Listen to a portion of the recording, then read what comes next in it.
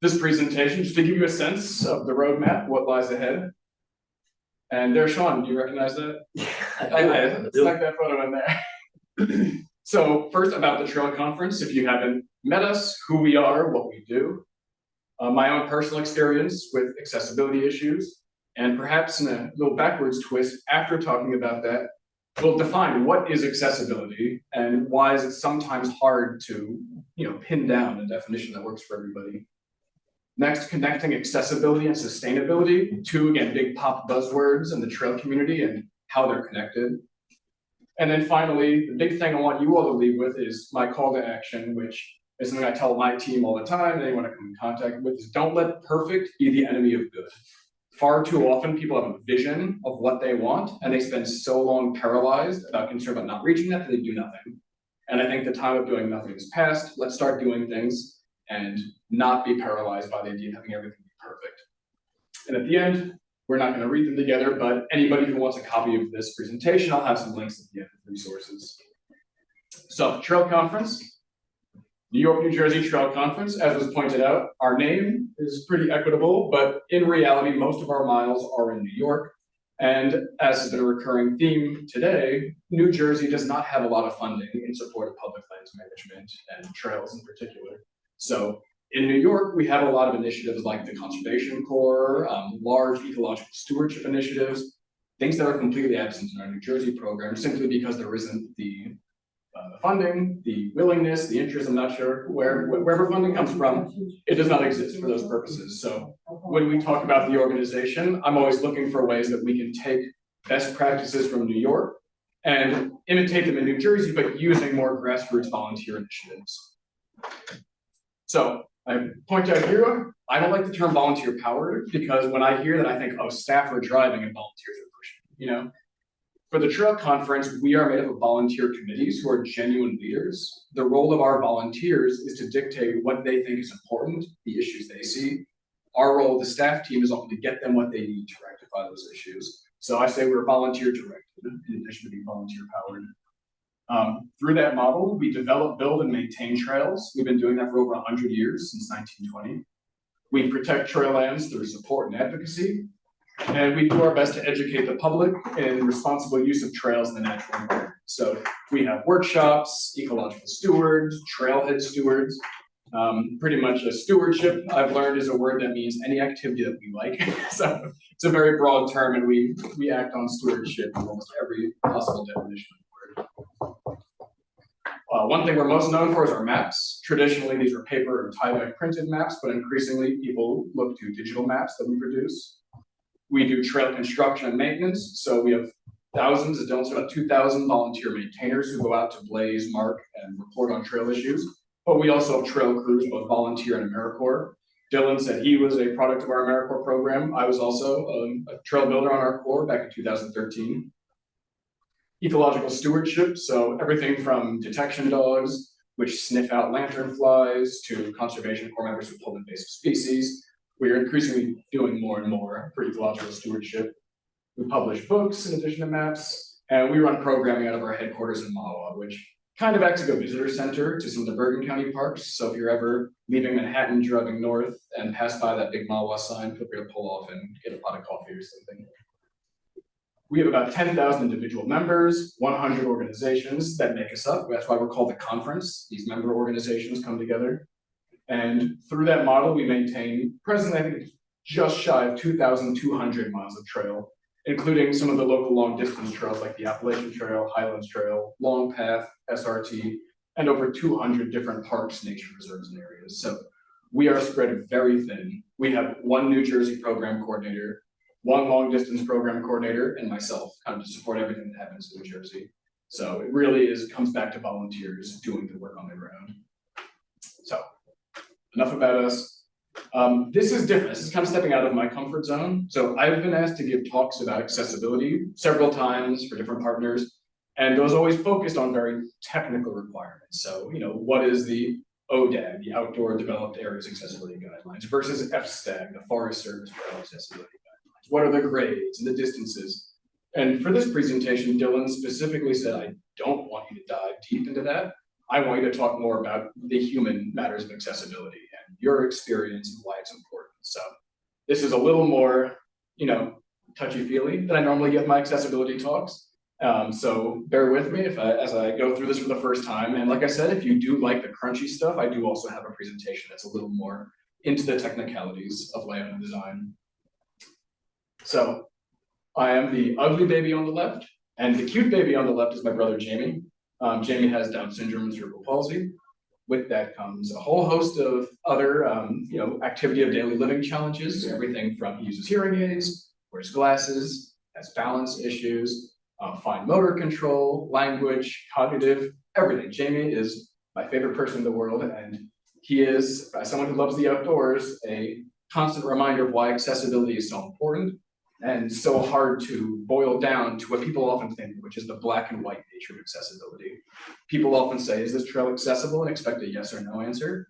And the purpose of this presentation is to really kind of tease that idea apart and hope you all walk away with a little more granular and nuanced understanding of what accessibility means. So here we are again, just out camping and paddling. That's on Lake Superior. So James is a kind of sea kayak conditions and 40-degree water, sleeping in tents on hard surfaces and having a blast doing it. So this is a little tangent about an organization I used to work for called Wilderness Inquiry.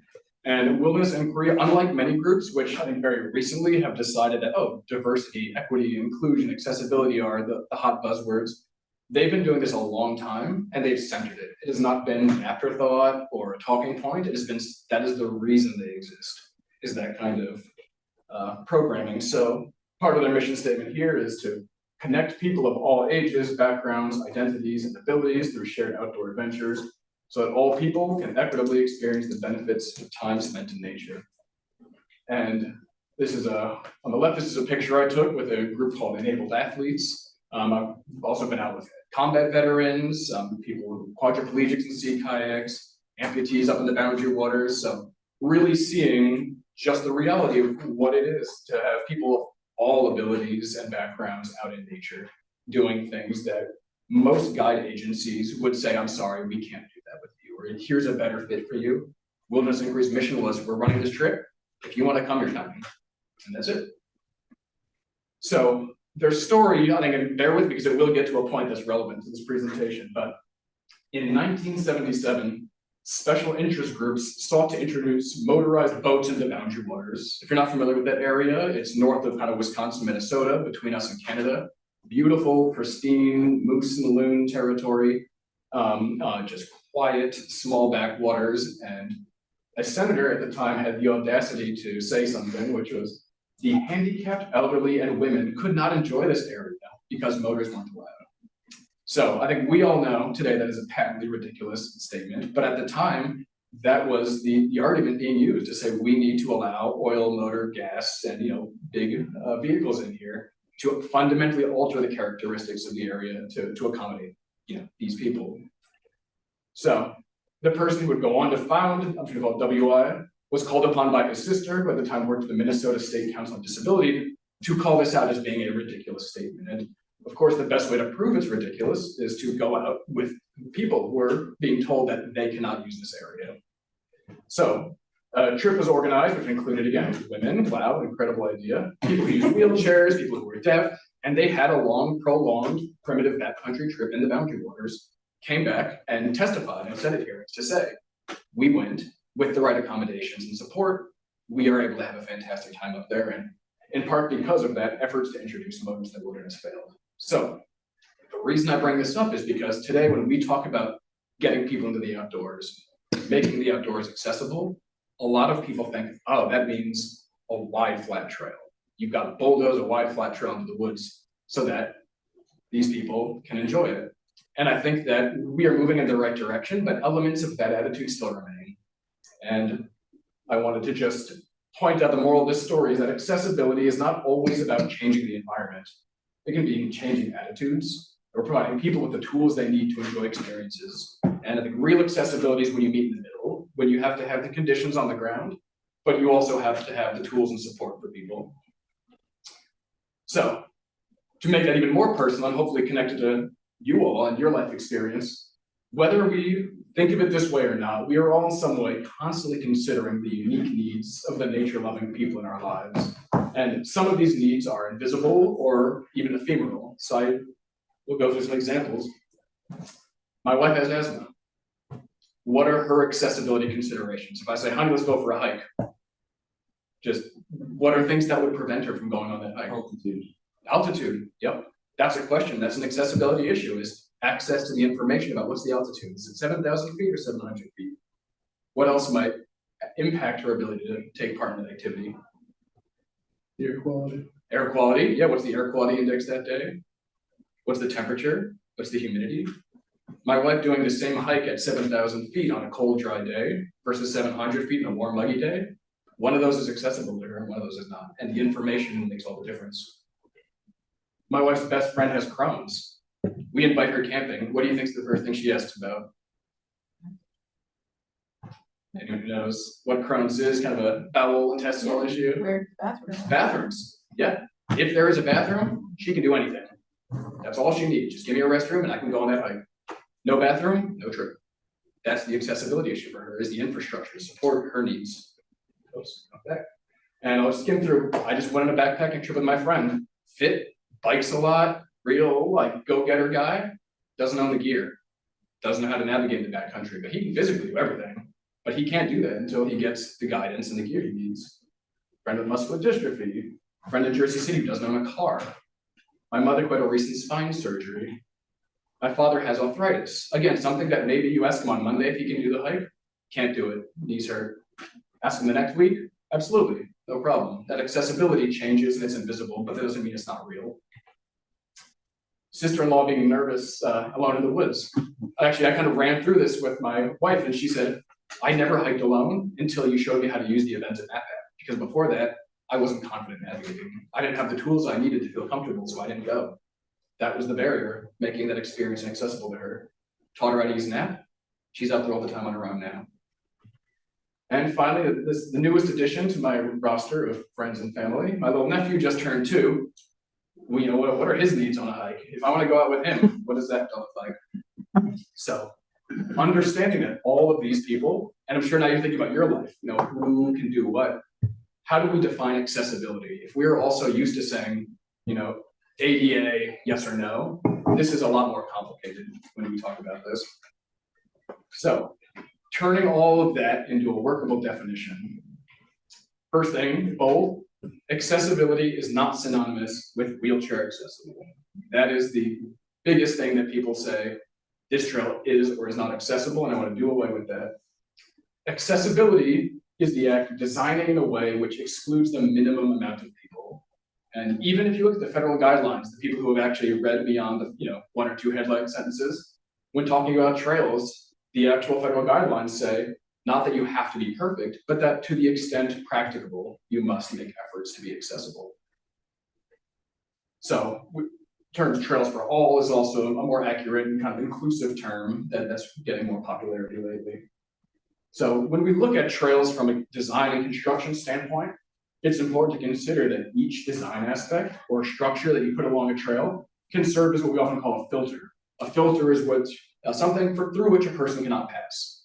So, first example, sometimes these filters are very intentional and very helpful. So if we have an area with lots of illegal ATV riding, we might design intersections with roads or approaches from roads so that they have pinches between trees, boulders, tight turns, so that ATVs can't pass. That's good. We want to filter out the ATV users. It's working. When it's not good is when you have a trail that you want as many people and the public to enjoy as possible, and you decide to put a water bar in to control water. Because your trail might be 100% accessible to a person, but the second they hit a water bar, which is a stone, typically, or timber drain structure, they might not be able to pass that. And anybody who would be stopped by it stops there and cannot go further. You filter them out. Same thing, scramble over loose rock can filter out someone. If you have a balance issue, you might be totally fine, but then you've got a 40-foot stretch of steep rock with gravel, and you say, I can't do that safely. I gotta go home, etc. So the goal of accessible trail construction and design is to first identify your target demographic. Who do we want using this trail? And then how do we make sure we're not putting up things that would stop those people from using this trail? So there's a presentation I'm not going to poach too much from, but I highly recommend if this is a subject that interests you, you all go take a look. It was a very recent, and I think the best accessibility presentation I've ever seen, certainly probably better than mine. But it's from Maya and Ziv, the founder and CEO of Access Now. And Maya's presentation outlines the many factors that go into considerations of accessibility. So Maya's organization is working on an app, and the idea is that Trail, and there are many apps out there that are doing this, which are trying to connect people with experiences that match their needs and abilities. But the way that they kind of define the accessibility considerations was terrain, amenities, access points, points of interest, hazards, and closures. Essentially, I can look at this app, pick a trail, and I can say, is that terrain that I'm comfortable with? Is that, are there the amenities that I need? Again, restrooms, changing facilities if I have a small child, access points. If I pull to the parking lot and there's a staircase to get to the trailhead, even if the trail is accessible beyond that point, if I can't navigate stairs, I can't get to it. So the access is important. Points of interest. People want to go to trails to have a good experience. If the trail is perfectly accessible, but it's boring and there's no reason to go, don't waste people's time. The hazards, and then of course closures. If the park's not open, you can't use the trail.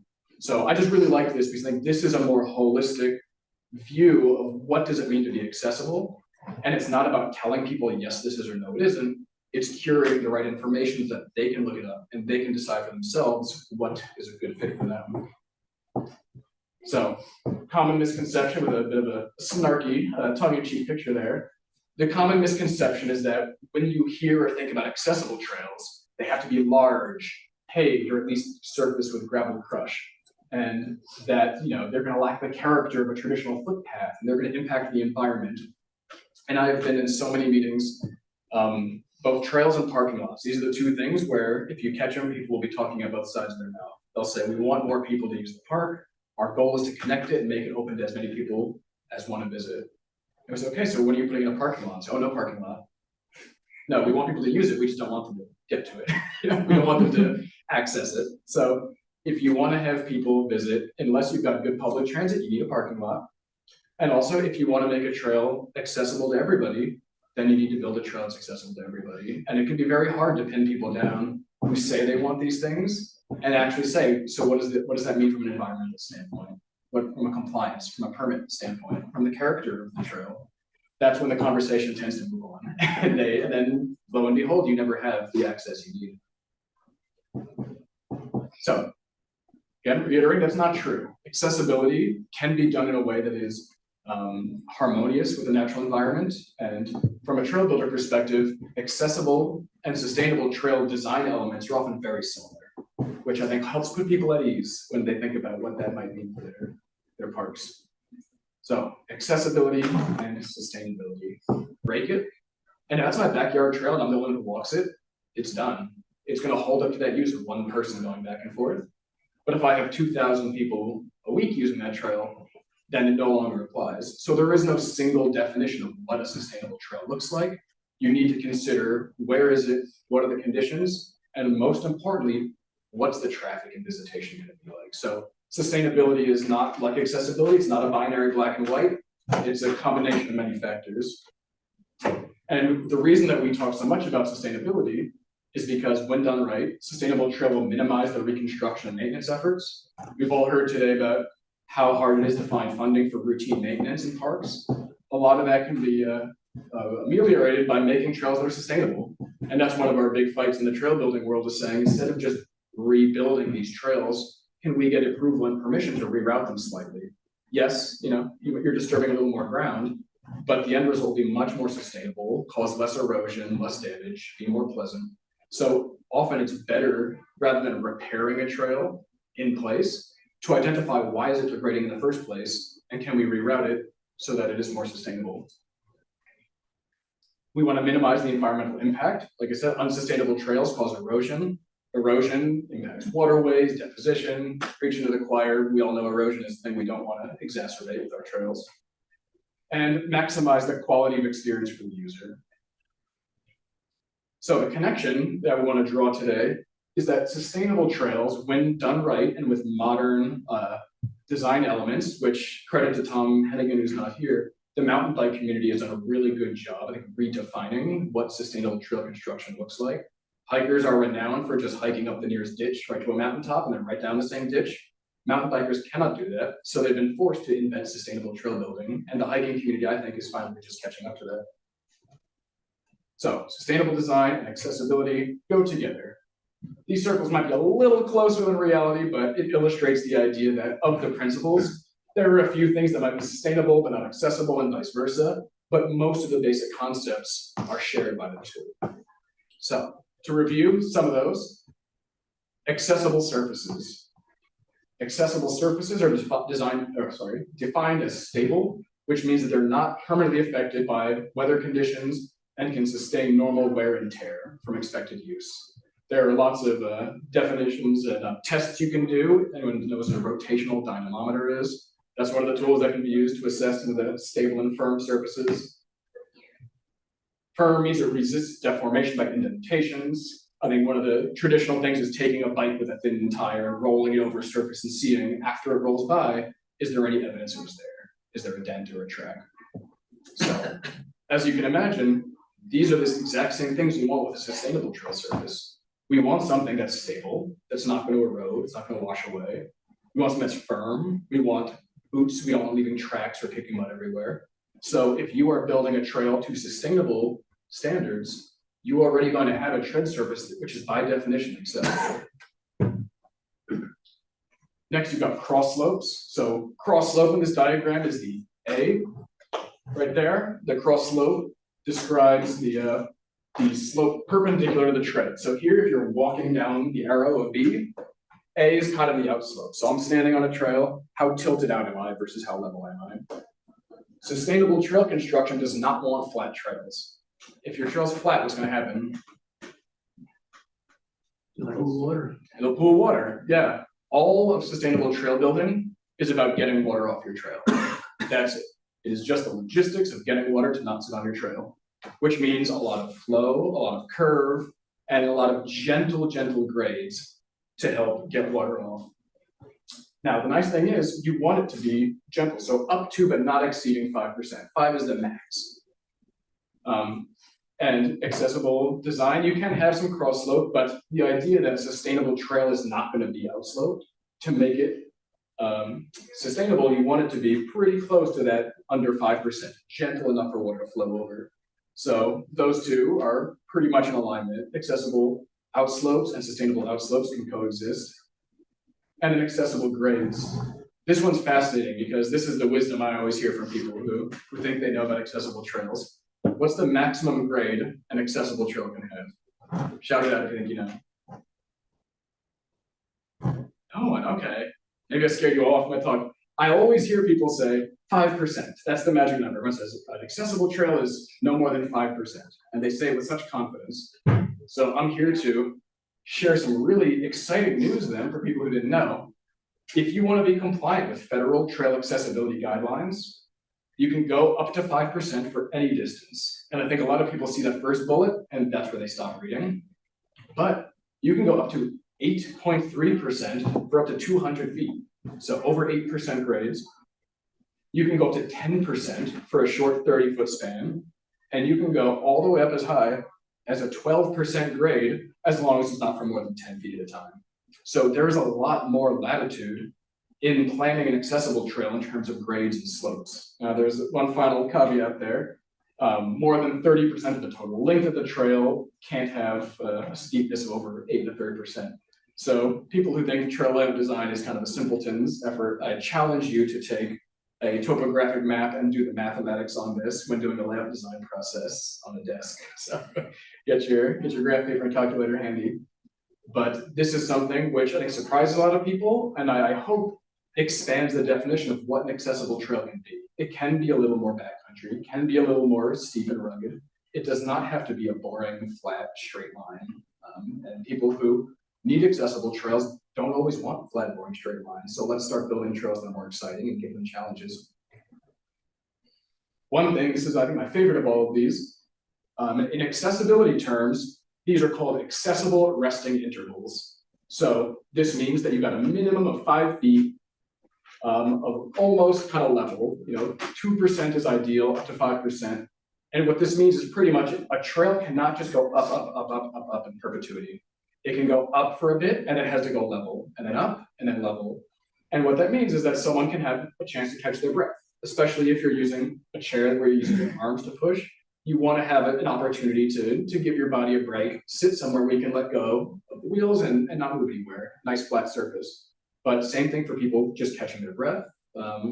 I gotta say, my wife was asthma, loves these. She loves the break where you're going uphill in the Catskills and you get to stop for a while. And in addition to being an accessible mandate for meeting those federal guidelines, what did I say it was the main point of sustainable layout design? We're keeping something off our trails.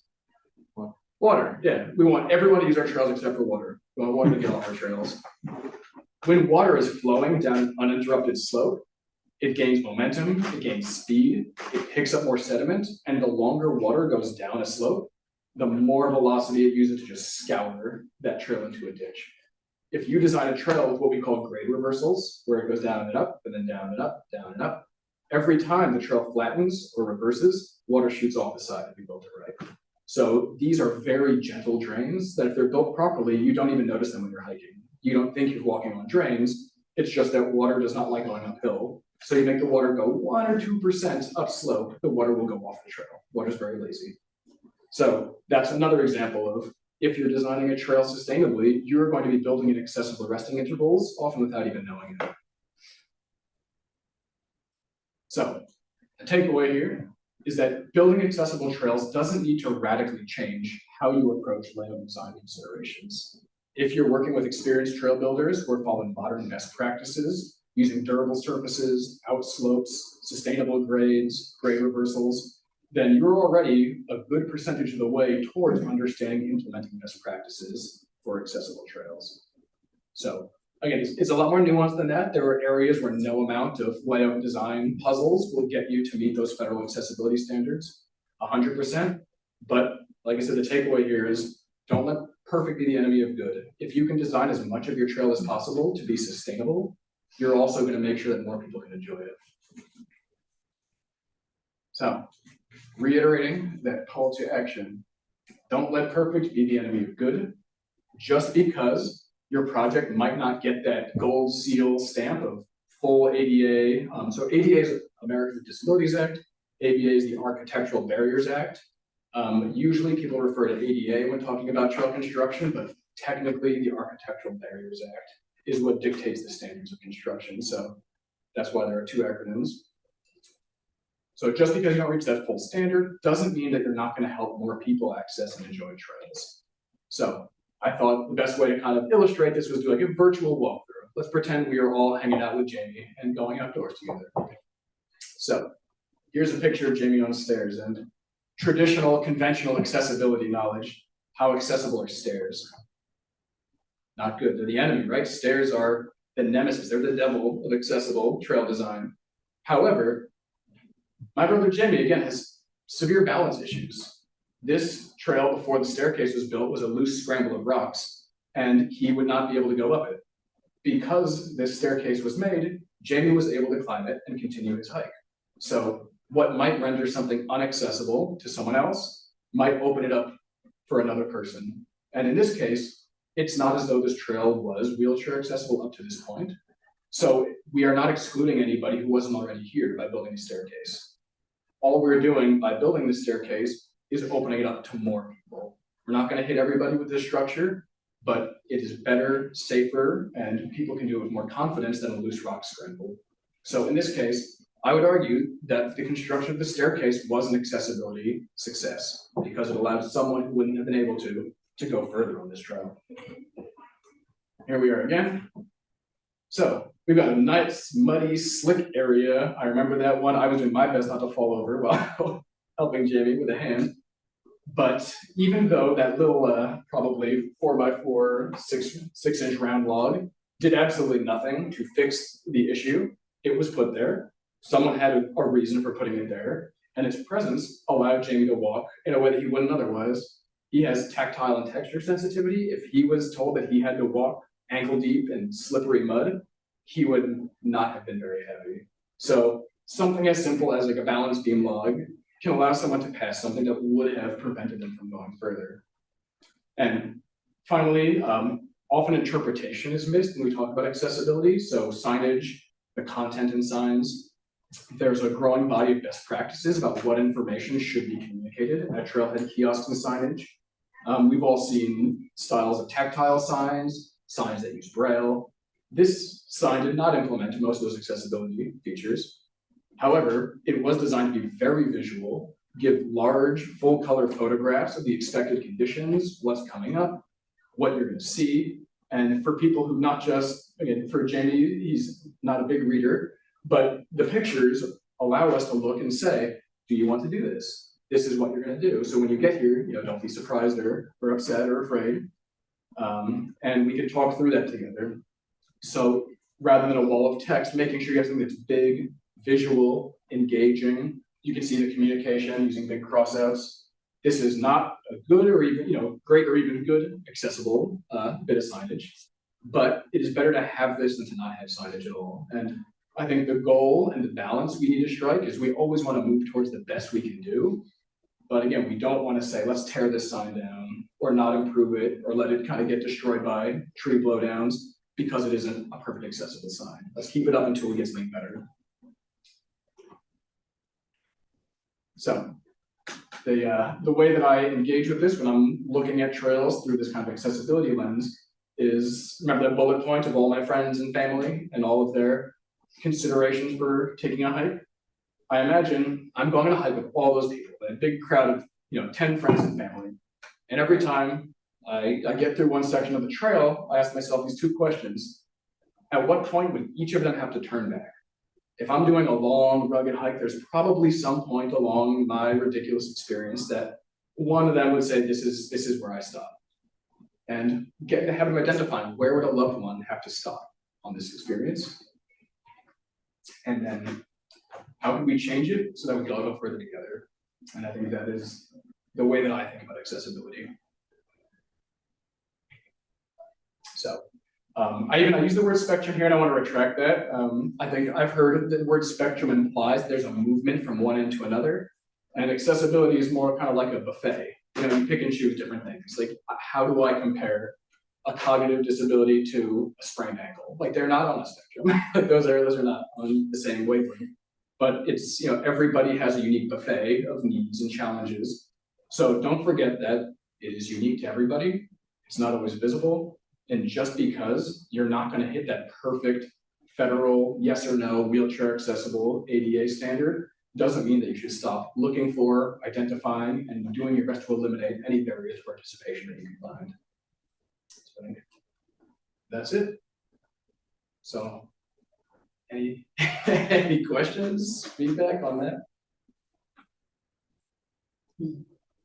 Yeah, I think that was great. In terms of the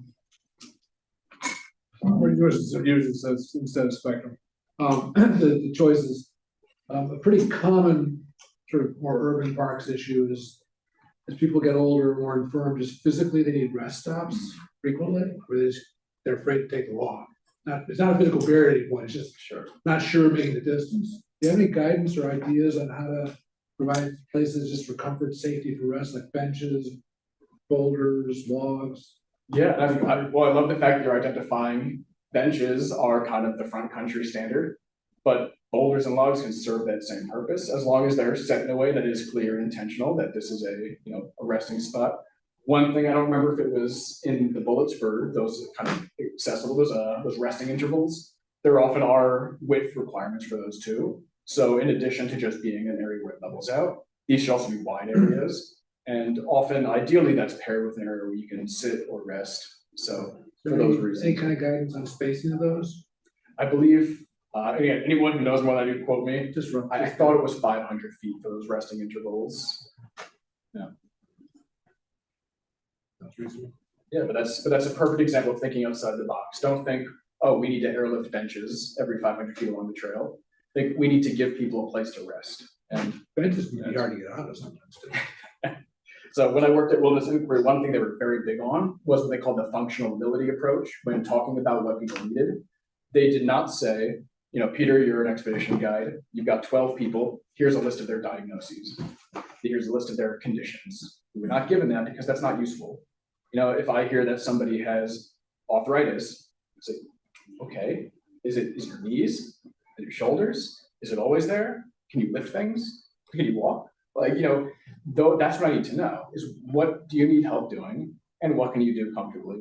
So I think that idea is the functional ability approach is not saying people who are this way need this, is asking them and being flexible. So don't say they need benches, they need a place to sit down because standing for long periods may be exhausting. So if that's the functional issue is standing for long periods may be exhausting, well then how do we give them a place to sit down?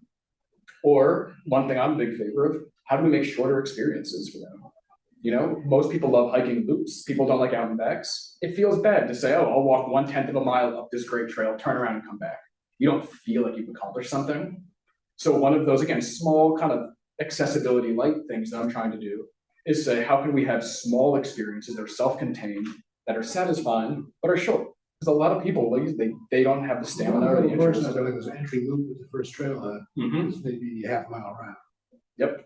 Exactly that kind of thing. Yeah. So by my broad definition, that is an accessibility concern. Is do we have small loops that are in a reasonable time frame of a reasonable difficulty that people can self-navigate because they're clearly marked? Show up, hike this color, you're back in your car. Enough said. Yeah, we've one thing I've done. I'm also a volunteer on search and rescue teams. I think my favorite trail conference experience was sliding into the search and rescue team and keeping my mouth shut and just listening to the talk about trails, knowing that they were mostly on trails that I either maintained or was responsible for changing. So I was kind of bracing myself for, oh gosh, they're gonna hate all the trail changes I've done recently. And the only complaint I got, and I heard it 3 separate times unsolicited, was search and rescue members jokingly complaining that every time the trail conference changed colors in the park, less people got lost. And that was one of the concerns was, if we take park networks that are confusing, linear, out and backs, you've got to do 5 colors to make a loop. Well, what if we just made those loops one color? And that's it. No new trail construction, no changes, just colors. Simply changing the colors almost eliminated search and rescue calls in almost every park we touched. So from county, state superintendent, search and rescue personnel, the public loved it. Accessibility can be as simple as making navigation easier. Yeah. So is there consideration for colorblind individuals with the trail markers? So the trail markers, that's tricky. The answer there is no. I'll be totally honest, no. Most trail markers, the land managers pick the colors, especially the more miles you get, the more kind of the exotic colors you get. You'll start seeing, lavender versus pink and this blue versus teal. And in a perfect world, there would be colors that were very well defined. As much as possible for interpretive materials, maps, signage. There are several really useful computer applications you can use. I think VizCheck is the most popular one, where you can upload a version of a document and you can see a generated image simulating what it might look like if you have deuteranope or tritanope or one of the other colorblind variants. And of course, it's no substitute for giving it to someone who's colorblind. Luckily, our executive director is colorblind, and the trail chair for Harriman State Park, who handled all the glazing, is colorblind. So it is an issue that we're very aware of and sensitive to. And whenever we have the latitude to do these trail changes, we want to ensure we're using markings that are as distinctive as possible. Yeah, that's also actually one thing we call it the state park maps. I'm not going to name any names, but when New Jersey DEP showed us, they were very proud of their new state park maps that were going to go up in kiosks. And I took one of the maps and I ran it through VizCheck and emailed it back. And I said, can you navigate with this? They had everything in colored lines. There were no notes on the trails with the names or the colors and letters. So it just looked like a whole bunch of 3 shades of trail all intersecting. And after that, I think they went back and adapted the maps so that there was a combination of marking them with written, here's the color, here's what you should be looking for. And that's the reason the trail conference maps, if you go back to ours, we actually show this.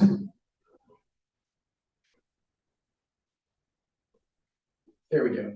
All of our trails are in red. And the color is not indicated by a printed color on the map, but by the letter. So a Y indicates a yellow trail, an R is a red trail, etc.